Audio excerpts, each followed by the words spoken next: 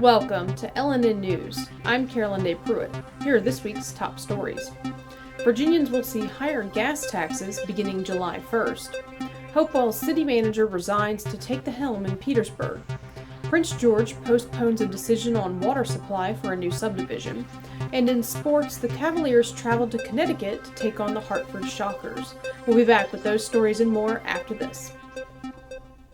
My favorite thing about my job is I get to walk through the doors and see the residents smiling and happy, ready for the day to see what kind of activities we have going on. My name is Rachel Barefoot, and I'm the activities director here at Dunlop House. We do things like physical exercise, fun arts and crafts.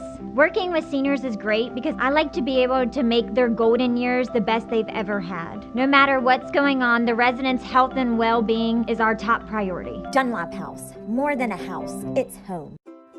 I love being at home. I mean, you do get a lot done. For instance, I just got pre-qualified for a home loan online with BSV. So be a homebody. Visit bsvnet.com to see what you qualify for. Welcome back to the LNN studio. First, let's take a look at national and state news.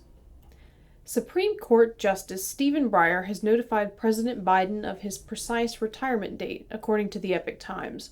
As of noon on Thursday, June 30th, the justice will be officially retired. Justice Breyer was first nominated to the highest court in the country in 1994 under then-President Bill Clinton. Justice Breyer is 83 years old. His retirement was announced earlier in 2022 after he faced increasing pressure from Democrats to step down so that President Biden could appoint a replacement. The nominee to replace Justice Breyer is Ketanji Brown Jackson, who previously served on the U.S. Court of Appeals and also clerked for Breyer in the late 90s and early 2000s. New laws will go into effect in the Commonwealth on Friday, July 1st, and one of those is going to hit Virginians where they're already hurting. Virginia's fuel tax will rise 7% beginning on Friday, and consumers will see an increase of between 2 and 3 cents per gallon. The law to increase the fuel tax was passed back in 2020 when Democratic lawmakers in the General Assembly opted to tie the tax to inflation rates. That move means that if record inflation continues to rise, the fuel tax could increase again next year. The 2022 hike brings gasoline tax to over 35 cents per gallon. The federal government and 11 states have formed a partnership to boost creation of offshore wind facilities along the East Coast. But according to the Virginia Mercury, Virginia is not among those states teaming up with the White House in that push. Currently, Dominion Energy operates a pair of offshore wind turbines near Virginia Beach. That facility, along with other efforts towards wind energy currently underway in the Commonwealth, may be part of the reason that Governor Glenn Youngkin decided against joining the federal-state wind partnership. Response to the Virginia Mercury's inquiries from a spokesperson for the governor indicate that Governor Youngkin is opting for other paths towards wind energy that also provide jobs and economic opportunity for Virginians, while also not raising costs for ratepayers. The response referenced Virginia's right-to-work philosophy, but did not offer an explanation of whether the federal-state wind energy partnership would require unionized labor. For now, Virginia joins South Carolina, Georgia, and Florida in sitting out the White House partnership. For more on these stories and more, check out the LNN Insider. Subscribe by going to LNNusa.com and clicking on the subscribe button at the top of the page. We'll be back with local news after this. Downtown Thunder is back, the largest bike and cruising event in the region. The hottest bands, the coolest cars, and of course, the baddest bikes around. The most exciting 5 months of the year, May through September.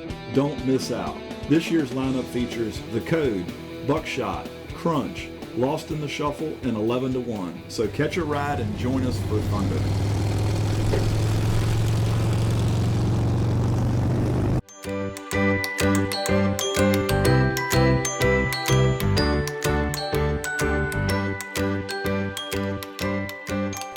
Hourglass Realty Group.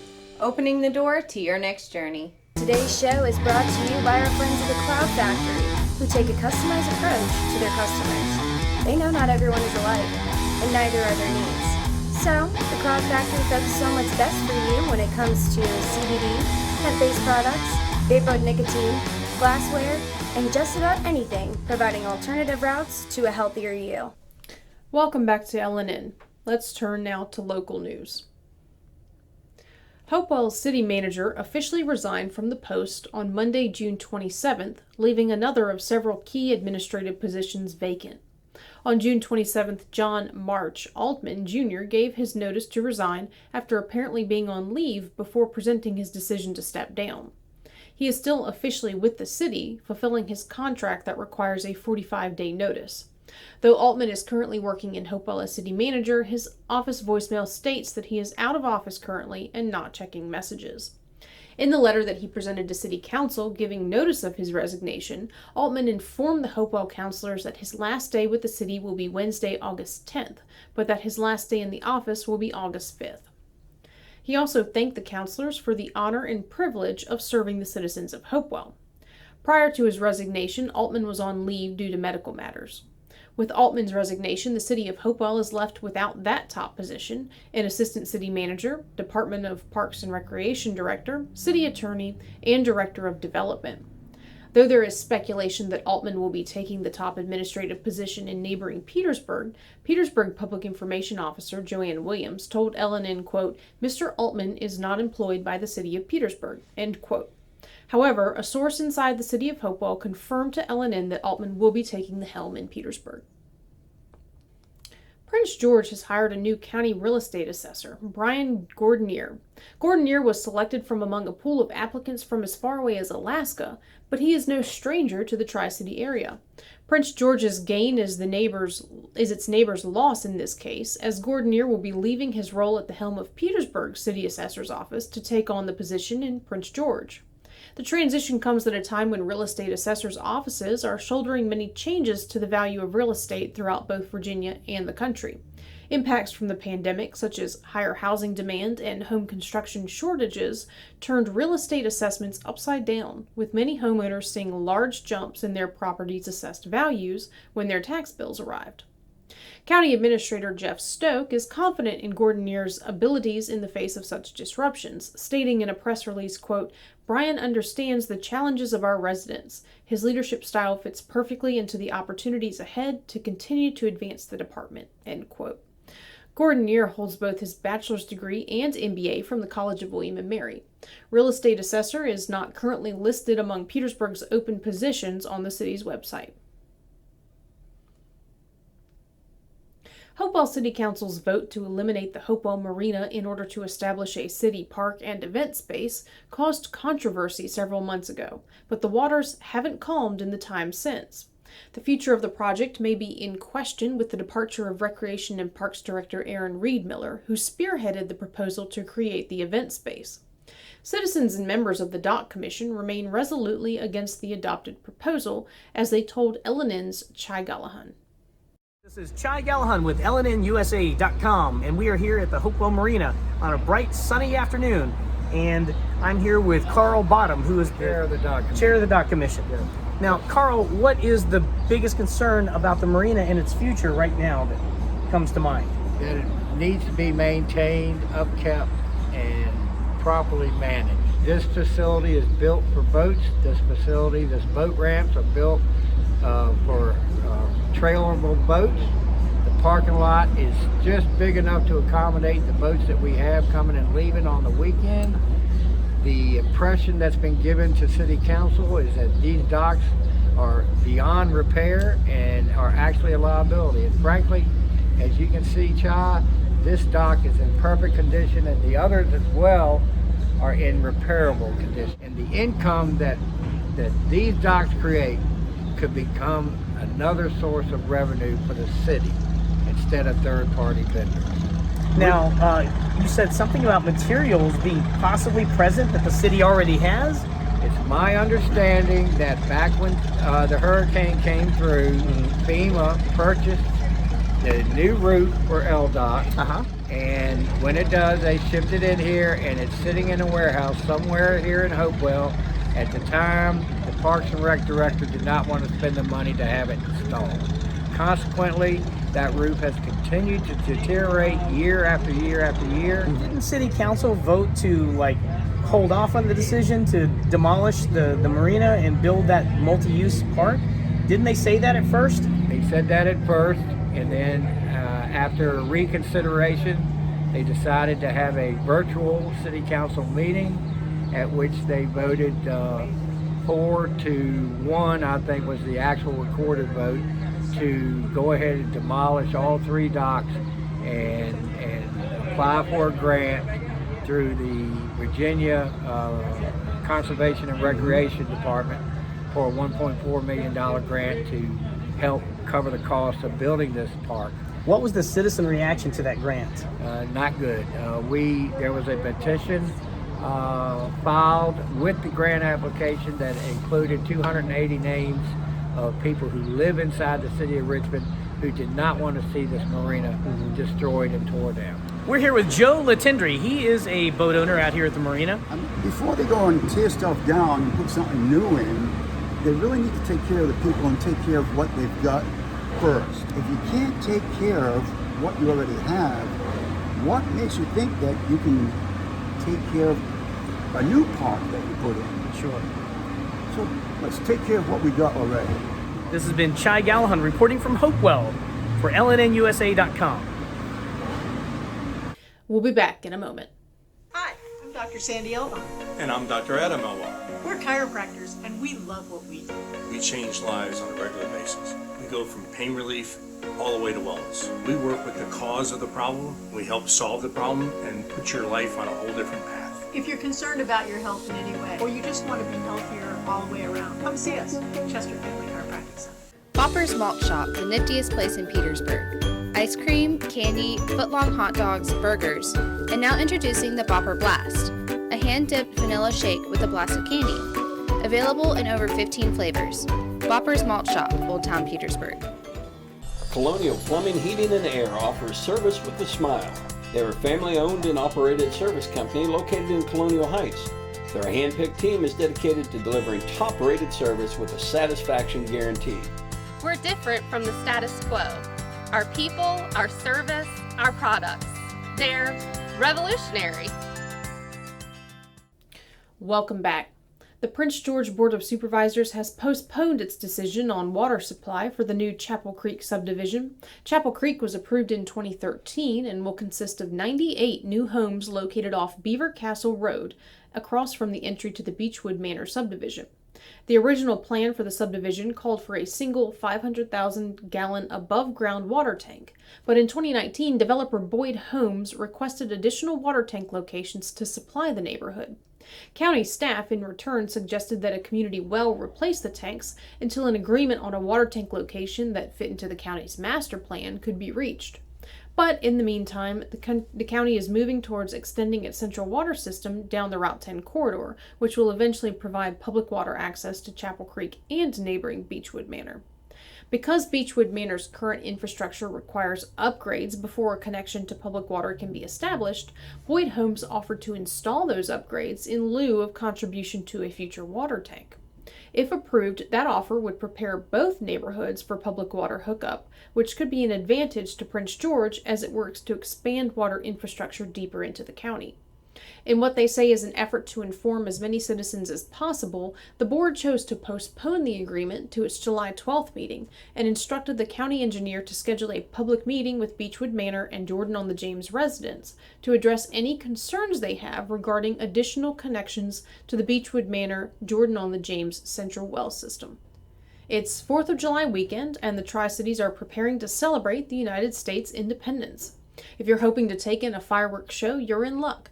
There are several such shows happening around town, and fireworks fans can take in a different show each night this weekend. In Hopewell, fireworks on the Appomattox will begin at 9:30 p.m. on Saturday, July 2nd. You can view the show from the city's Riverwalk, the Hopewell Marina, and the area around John Randolph Medical Center. On Sunday, July 3rd, Petersburg will have its fireworks display at the Petersburg Harbor. The fireworks will begin at 9 p.m., and onlookers can view the show from the area surrounding the Union train station. Trapezium Brewing will host the event, including an Independence Day celebration that begins at 3 p.m. that day, featuring beer, food, and live music. And the Colonial Heights fireworks display will take place on July 4th at 9:15 p.m. in the area of Southgate Square and Walmart. Onlookers at each of the events are encouraged to bring their own lawn chairs or blankets to view the festivities comfortably. We'll have sports and weather after this.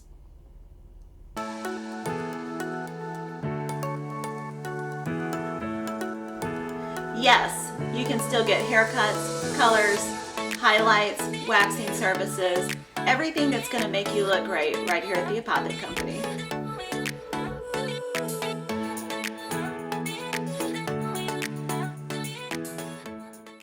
In this week's sports update, the Cavaliers traveled to Connecticut for a chance to take on the Hartford Shockers, and the Chili Peppers straddle the middle of their division. LNN's G. Anadipe has the details.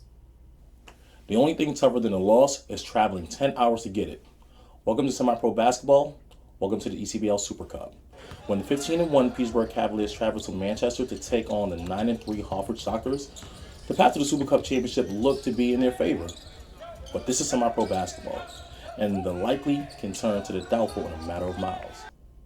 The Cavaliers will fall to the Shockers 130-110 on Saturday, June 25th. Petersburg star forward and team leader Elijah Moore spoke about the game. Just couldn't get enough stops tonight. I mean, they feel like they got outplayed a couple of possessions, and they came up with more loose balls than we did and determined the end of the game. The deadliest of those stops the Cavaliers didn't get was the game's MVP, Talon Smith Jr., who scored 32 points in the game and snagged 8 rebounds. The inside performance by Smith Jr.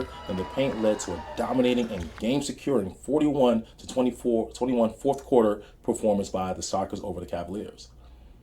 Second chance baskets fell in the favor of the Cavaliers, who led the board 61 rebounds to the Shockers 44. But it was ultimately not enough to overcome the hard-charging Shockers. The Shockers prepared to face a tough Petersburg squad, Smith Jr. told LNN. The Shockers expected a battle. I mean, that was a really competitive game. From the jump, it was really competitive. That was a really good team, really coached. So we knew it was going to be a fight. I mean, it's a championship game. There's no other better game to have than that. But we knew we just had to stick through it, continue battling, continue fighting, staying together, and we were able to pull it out. In the end, the game proved to be an exciting, high-octane championship game, highlighting a plethora of some of the best players in the ECBL. A game that saw the Hartford squad take home the Super Cup championship. Smith Jr. led all scorers with 32, while the Cavaliers All-Stars Moore and Tavon Millie posted 24 points each. Moore also ripped down 17 rebounds. The Cavaliers' third All-Star, Walter Williams, posted a double-double with 17 points and 15 rebounds. The Cavaliers faced another daunting challenge before the game even began, a 10-hour bus ride and a hotel arrival times of 5 a.m., the day of the game. They were also missing a few key players normally on the bench. This is not a challenge exclusive to the Cavaliers. Every team in the league faces these obstacles. Unfortunately for the Cavaliers, these challenges for Petersburg came in the Super Cup. It is and remains a major challenge for the ECBL and any semi-pro sports, fighting the fine line between competitive games and the practicality of making them as competitive as possible. The full effects of travel fatigue on the 2022 Cup cannot be determined. To argue that fatigue was a deciding factor for the Shockers' victory dilutes in the powerful and championship performance in the Hartford teams accomplished throughout the playoffs and the Super Cup game. For Petersburg, the Cavs finished the 2022 season with an ECBL championship and a runner-up trophy in the Super Cup Challenge. The Chili Peppers now have 14 wins and 11 losses for the season, placing them right in the middle of their division rankings, lagging just behind the Holly Springs Salamanders, who are 15-10. The Peppers had another up and down week, starting with 7-10 loss to the Wilson Tops in North Carolina on Thursday, June 23rd. On Friday, June 24th, the Peppers came out even after a doubleheader against the Martinsville Mustangs, losing the first game 5-4, but defeating the home team 7-3 in the second. On Saturday, June 25th, at home at Shepherd Stadium, the Peppers locked up a 9-5 win over the Asheboro Zookeepers, but the Peppers fell once again to the Morehead City Marlins on Saturday night, suffering a 7-5 defeat on the road. The team was on the road again Monday night, visiting High Point, North Carolina, and ending the matchup with the High Toms with a 13-10 loss. On Tuesday, June 28th, the Peppers launched into the second half of their season with a 9-3 defeat of the Winston Tops. It's clear from the past week's games, the Chili Peppers tend to be milder on the road, but extra spicy when playing at home at Shepherd Stadium. Thanks, G. Now we go to Chai, the weather guy Gallahan, for a look at the weather. Are our fireworks likely to be rained out, Chai? The weekend kicks off bright and sunny on Friday with a high of 92 and a 6 to 9 mile southern breeze. Friday night brings a low of 73 with the same breeze. On a sunny Saturday, be sure to get your outdoor activities in before 2 p.m. because after that, there's a chance of showers and thunderstorms, a high of 90 and a low of 72. Sunday cools down with a high of 87 and a low of 71, and expect a patchwork of sun and showers with a chance for more thunderstorms. Monday, Tuesday, and Wednesday bring patches of sun with a good chance of rain after 2 p.m. Highs in the upper 80s and low 90s with lows in the lower 70s. While there will be a decent amount of sun, it's also mixed with plenty of rain. Back to you, Carolyn Day. That's all for this week's newscast. LNN will be closed next week for the 4th of July holiday, but you can catch back up with us the following Thursday. Don't forget to follow us on YouTube, Facebook, and Instagram in the meantime. Thanks for watching LNN, News by the People, for the People. Hi, I'm Carolyn Day Pruitt. And I'm Chai Gallahan. Major media companies have editorialized reporting and called it news. The free press was never designed to be journalistic interpretation of the facts. LNN USA is committed to reporting facts about issues important to you, but the free press is anything but free.